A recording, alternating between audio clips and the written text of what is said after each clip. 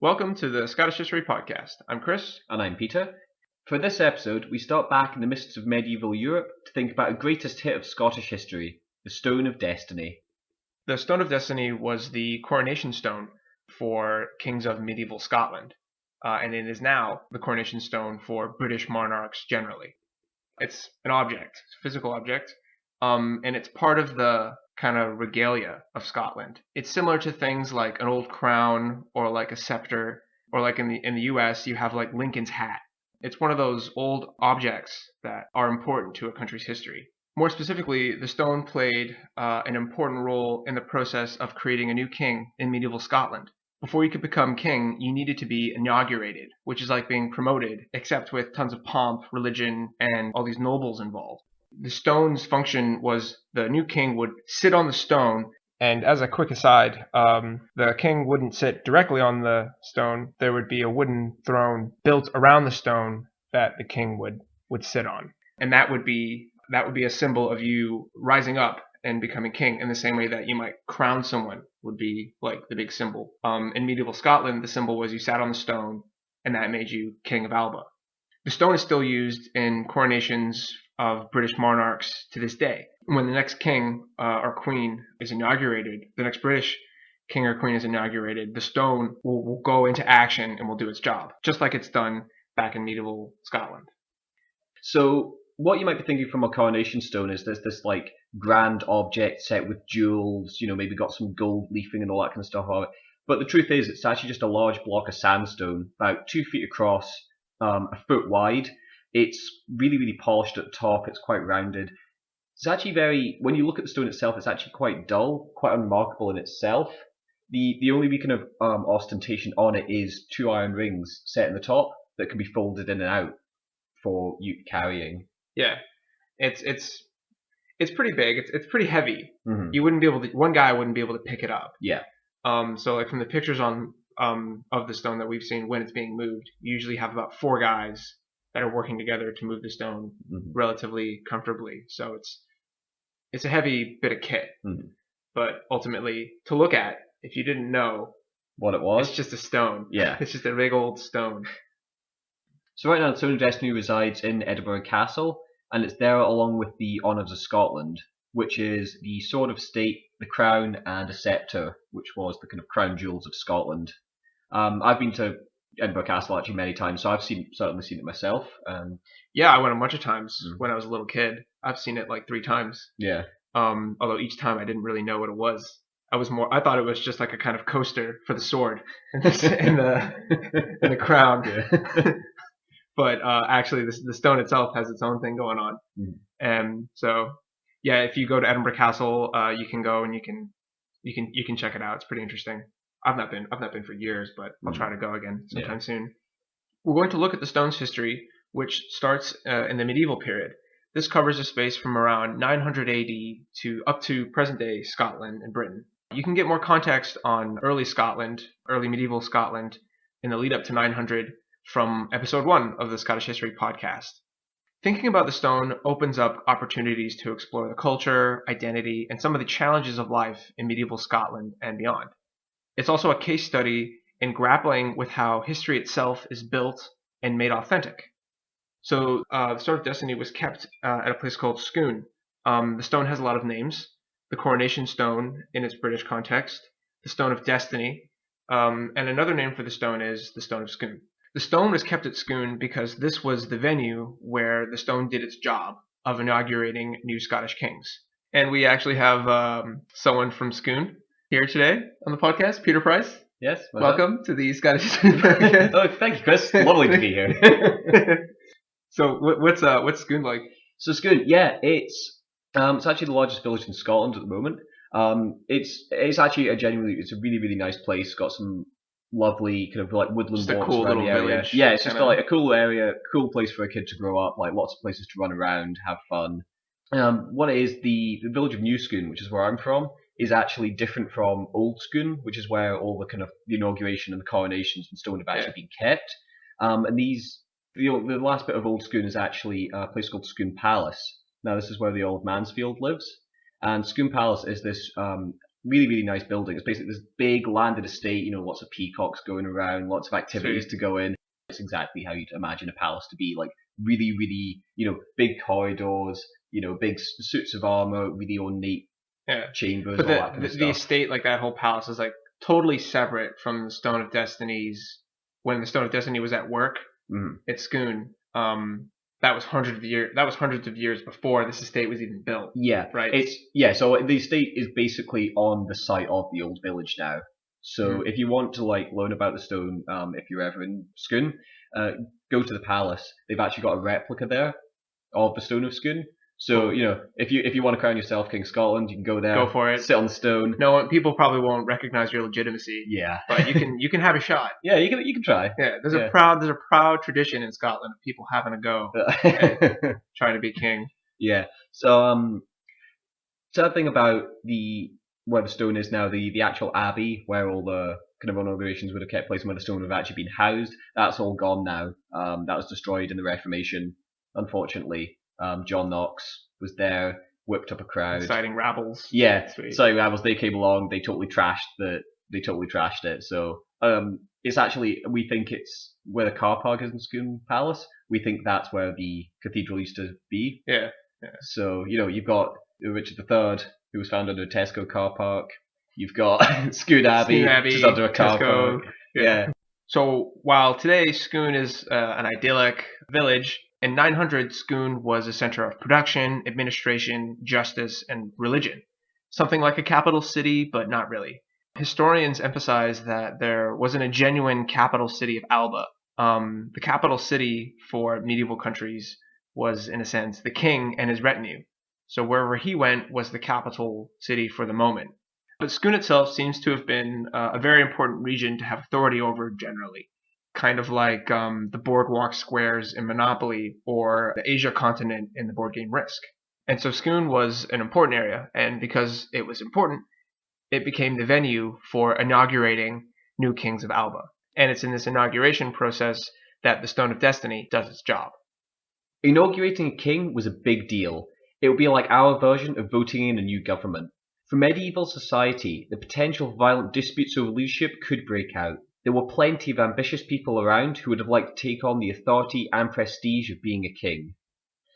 Gildas, a 6th century monk who wrote after the end of Roman Britain, described the potential for unstable and unjust rulers getting into power. Quote, "Kings has Britain, but they are tyrants. She has judges, but they are wicked. They often plunder and terrorize the innocent. They defend and protect the guilty and thieves. They have many wives, whores and adulteresses. They constantly swear false oaths. They make vows, but they at once tell lies. They wage unjust civil wars. They exalt their military companions, bloody, proud and murderous men, adulterers and enemies of God. They hang around the altar swearing oaths, then soon scorn them as though they were dirty stones." End quote. So I think the story as it relates to inauguration is that it's really important to get it together and choose a leader. If we don't figure out who's in charge and fast, certain characters are going to start coming out of the woodwork.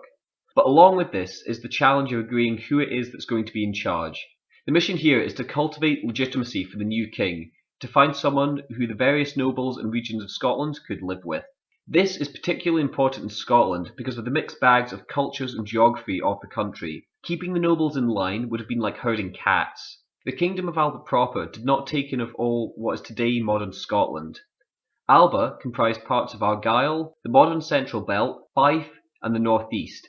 Even Edinburgh was only incorporated into Alba around the 11th century, 100 years into Project Scotland. Strathclyde, the Western Isles, Galloway in the southwest, and Moray, centred around modern-day Inverness, provided alternative centres of political gravity to Scone. Kings of Alba would spend a great deal of time and energy politicking and fighting in these areas to incorporate them. Within Alba itself, the Earls, who were like the local government, could muster what was called the common army from their lands and have a go at central government. The Earls couldn't just be given orders by central government in Scone. Many of the 10th and 11th century kings of Alba would end up biting the dust while fighting their neighbours. In 1249, Alexander II died whilst trying to force the Western Isles into the Scottish orbit. His 8-year-old son, who would become Alexander III, was the chosen heir. Getting everyone behind him was a vital goal, so no time was wasted. Only a few days later, the inauguration ceremony began. John of Fordun, a 14th century churchman and chronicler, describes the events like this. In, quote, 1249, the boy king Alexander III was installed as King of Scots at Scone. The ceremony began in the abbey church, where the king heard mass and was consecrated by the bishop of St. Andrews. Then he was led outside to the moot hill of Scone, on which had been set the ancient enthronement stone of the Scots. The Earl of Fife led Alexander to the stone and set him upon it. Homage was paid to him, and he swore an oath to defend his people and to rule justly. Then, the last act of all, a Gallic Sionshade, who was like a bard or a poet, stepped forward and proclaimed the new king's ancestors. End quote. The inauguration process was a public event that had a very practical effect. It encouraged peace and stability by making a very clear statement about who was now in charge. The opposite of this being a succession crisis, usually involving a war to decide who would be the new king. Historians have underlined some of the key ingredients to making a new king of Alba. So we've got the new king's pedigree. The last quote continues on with the poet reciting the lineage of Alexander III going back 56 generations. We've got the church, representing an important part of the culture of the country and a source of loyalty. We've got the magnates, earls, and nobles, representing the local power bases of the country. They were essential to win over since they were also a potential source of rebellion. In 1152, David I commanded that his eldest grandson, who was going to become the king of Scotland, the future Malcolm IV, he commanded that he should, quote, be conducted round the provinces of Scotland, end quote.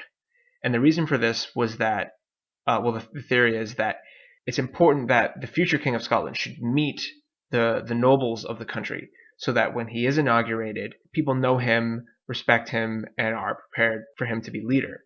We've got the symbolism in the form of the Moot Hill, representing the king's new position at the head of the kingdom. And there's an interesting story behind the Moot Hill you were talking about? Yeah, story I heard was Moot Hill, or sometimes called Boot Hill.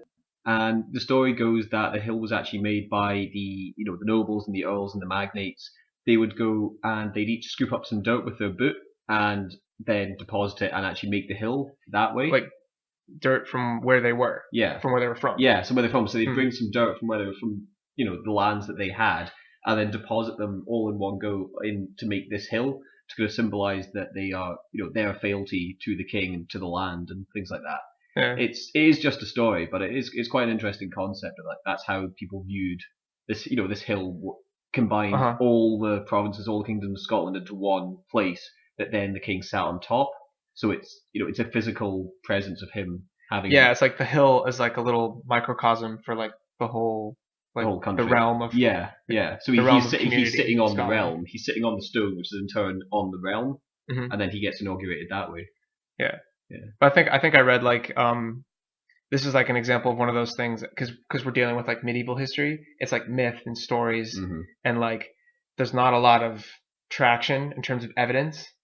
So like this is like that story. It's relevant and important because it resonated with people then. And what the story represents is more important than whether the story is true. Did the nobles bring soil in their boots and then like over time create this hill? Yeah, probably how many bootfuls of soil would you need to create? The hill's it's not massive. Yeah, it's not even a big hill. Yeah. Like if you were to go online and check out a picture of it, I can't imagine nobles. You might think like The Lion King. Epic, like Pride Rock style. Yeah. No, that's not what it is. It's just this little hill. So yeah, that's pretty interesting. Yeah, it's a cool story. And as we move on, we're gonna be entering like myth territory, and there's like way more cool stories to tell. We've also got the stone itself. And it's interesting to think like, well, what does the stone symbolize? Why is that significant to the process? Well, some of the guys we've read suggest that like, oh well, it's stone, and so it's a sort of representation of continuity. So like the present king, he's been inaugurated, but he will pass on, and then there will be a new king. And what's the sort of constant? The stone, which is a kind of representation of like the realm itself. But yeah, so really interesting thing about Alexander III's inauguration is that we have this manuscript illustrating his inauguration. It's really cool. Again, go online, Alexander III inauguration, search for it, and you'll see the scene. And what you see is like the Sionshade, the Gallic poet. He's sort of there getting ready to recite the generations. And then you have Alexander III. He's sitting on the chair. You can't see the stone. The argument goes the stone is slotted underneath the chair that he's sitting on. So you got Alexander III. He's sitting there. And then to his right, you have the Earl of Fife, who like it's his sort of traditional role is to give the stamp of approval to like crown like the new king of Scots. And he's got this sword and he's getting ready to pass it over to the new king, and that's like the final part, like giving the new king the sword. Once he has that, okay, he's the guy. He's the one in charge now. So it's a pretty cool image. John of Fordun also describes the inauguration of Alexander II, Alexander III's dad. And it went like this. Alexander, quote, proceeded to Scone with no small assemblage of magnates, and there, both peacefully and honorably, in royal fashion and with fitting ceremony, he received the government of the kingdom of Scotland. End quote.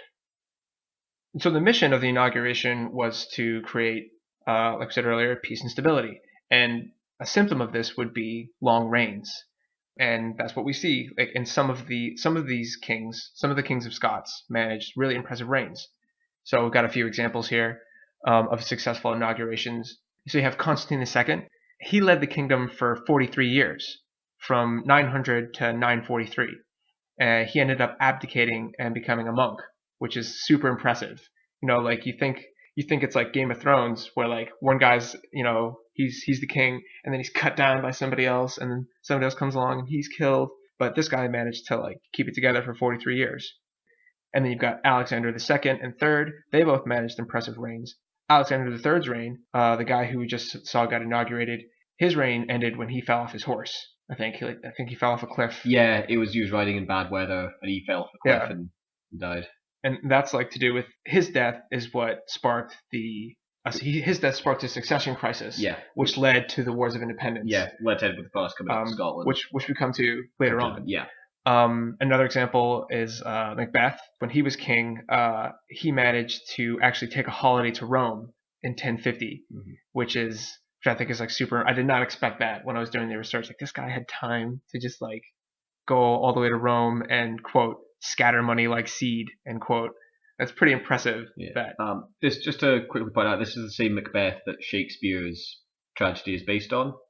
Yeah. It's really only in the name. But just say this is the real King Macbeth. Yeah, well, there's like that story, like there's Shakespeare Macbeth, and then there's like the authentic Macbeth, and I don't know, you got to do the research. If that's an interesting story to like move into. But just from the pure like guy gets inaugurated, does he stay king? Is he respected? Is he viewed as legitimate? Seems to be the case. You know, he rocked it out for a long time and was able to, you know, leave the kingdom and go to Rome. Yeah, and it was still totally secure. And he came back, you know, no rebellions. The realm is still intact, you know, running well enough, which is pretty impressive. And again, part of that process of making a legitimate king was the Stone of Destiny. As Fordun says, quote, this stone is reverently kept in that same monastery for the coronation of the kings of Alba, and no king was ever wont to reign in Scotland unless he had first, on receiving the name of king, sat upon this stone at Scone, which by kings of old had been appointed the capital of Alba. End quote. Another ingredient in the marketing campaign for a new king was the origin myth behind the Stone of Destiny. I always prefer rummaging through statistics, records, or archaeology to build ideas about how things went down in the past. But here we're going to go into the cosmos, so to speak. So we'll give a rundown, we'll give a kind of composite story of what the myth of the stone is. Okay, so part one is that if you want to be king, you must be inaugurated on the stone. Part two, wherever the stone is, the Scots will be in charge. And part three deals with the origin. Its origins in myth source it from Egypt, from whence one of Pharaoh's daughters named Scone brought the stone eventually to Scotland. But that's just one idea. There are a range of origin myths behind the stone. We embrace them all for their value as stories, which had meaning to people in the past. So, for example, another addition to the story is that the stone which Scone brought with her was also Jacob's pillow from the biblical story. But ultimately, scientific analysis of the stone's material source it from quarries nearby Scone. It's kind of a shame that some of the magic is gone, but still what's most interesting is the ideas which people had about the stone, because it's those ideas that worked out in practice in day-to-day life in the past. There are lots of different sources, and they all take different angles on the myth surrounding the stone. The oldest surviving reference to the myth about the stone is from Baldred Bisset's 1301 work Procesus. Quote, "The daughter of Pharaoh, king of Egypt, landed in Ireland with an armed force and a very large fleet of ships. Then, after taking on board some Irishmen, she sailed to Scotland, carrying with her the royal seat. She conquered and overthrew the Picts, and took over that kingdom. And from this Scota, the Scots, and Scotland take their name. Hence the verse, 'The whole of Scotland is named after the woman Scota.'" End quote. So the myths around the stone incorporate biblical themes from various angles. A similar story relates back to the Old Testament, where Scota leaves Egypt around the time when it's said that the Israelites were crossing the Red Sea. She carried a stone with her in her baggage that was said to be Jacob's pillow, which is from the biblical story of Jacob's ladder. This myth may have been invented by Constantine II, who we spoke of earlier, in an attempt to reinvent Scotland's past in the new light of Christianity, which had developed into the religion of the land. So in this myth, the coronation stone is upgraded to a status of a Christian relic, giving the new kings inaugurated with the stone an added level of legitimacy to their reign. Another idea is that the myth around the stone changed to incorporate the merger of the Scots and the Picts. In this version, Scotia's husband, Gaithios, was a Scythian prince who was, within the frame of the myth, the founder of the Picts. With the marriage of these two figures, we then have an ancient binding of the Scots and the Picts, with the stone being the physical representation of the story. Okay, so this next myth is, in my opinion, one of the best ones, or the best one that I came across during my own researches. And it was written up by a guy called John of Fordun, and we quoted him earlier while he was describing Alexander III's inauguration. So this myth is drawn from his book Chronicle of the Scottish People, or Chronica Gentis Scotorum. And it's interesting because we know like how he went about writing it. And the way he did it was, so he was a churchman, and what he did was he traveled around the country gathering stories and reading, and then accumulated it all in this book of his. So the myth he offers about how the stone came to be goes like this. Quote, "There was a king of the Scots in Spain called Milo, who had several sons.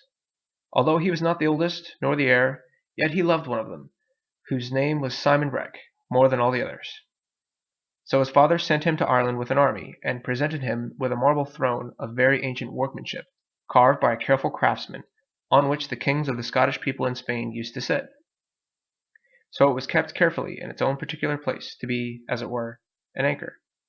Now this Simon Breck set out for the aforesaid island, accompanied by a great crowd of people, and, after subduing it under his throne, in a place in his kingdom of some height, which was called Terra.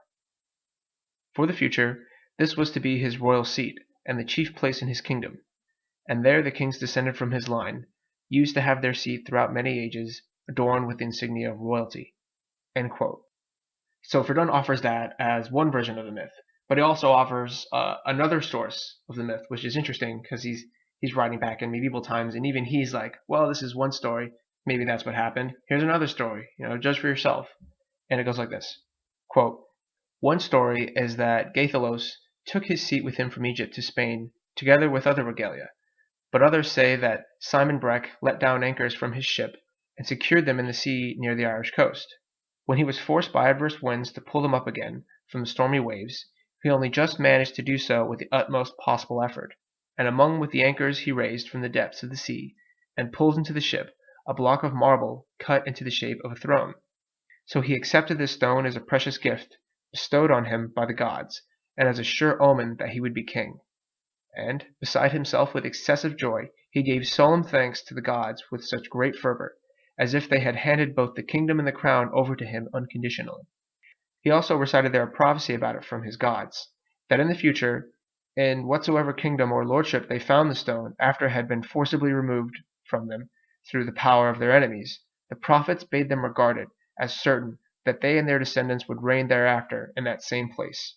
End quote. So these stories were written down, and they mirrored, we don't know how accurately, some of the stories that were being exchanged at the time.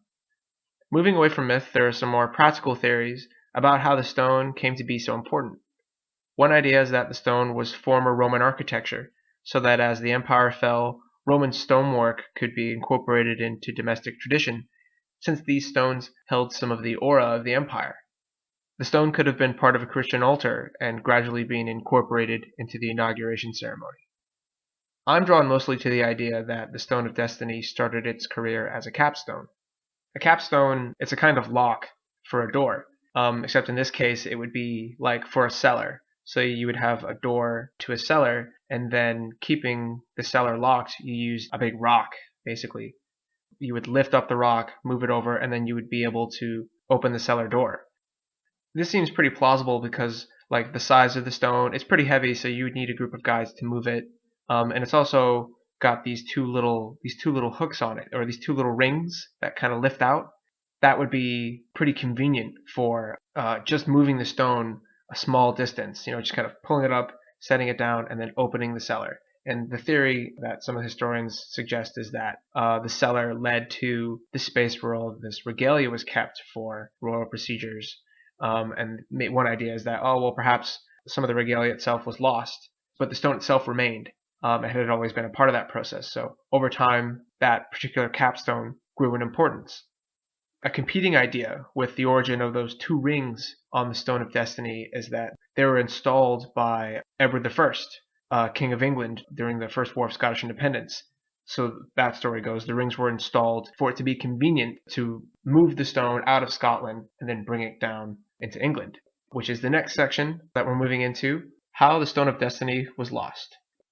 The stone was lost during the First War of Scottish Independence. It's enough for this episode to say that Edward I, who was the King of England at the time, had just beaten the King of Scots in battle and so has occupied Scotland.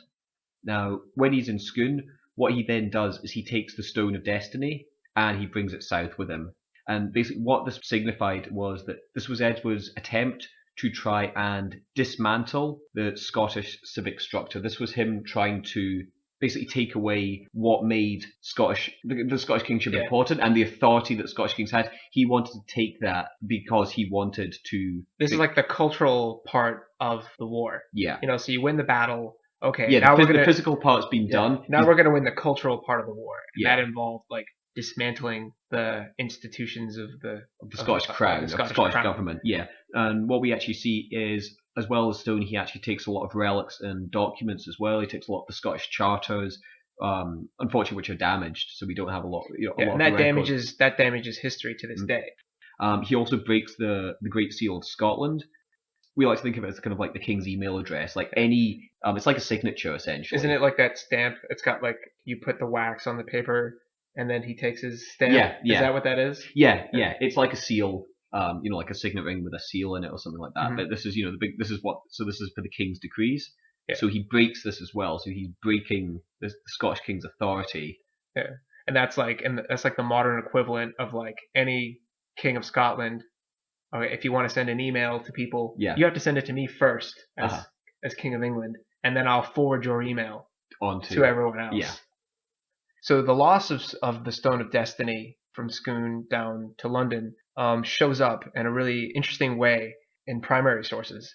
So there's this account of it's called Edward I's wardrobe accounts, just the kind of stuff that he had around. They kept like receipts.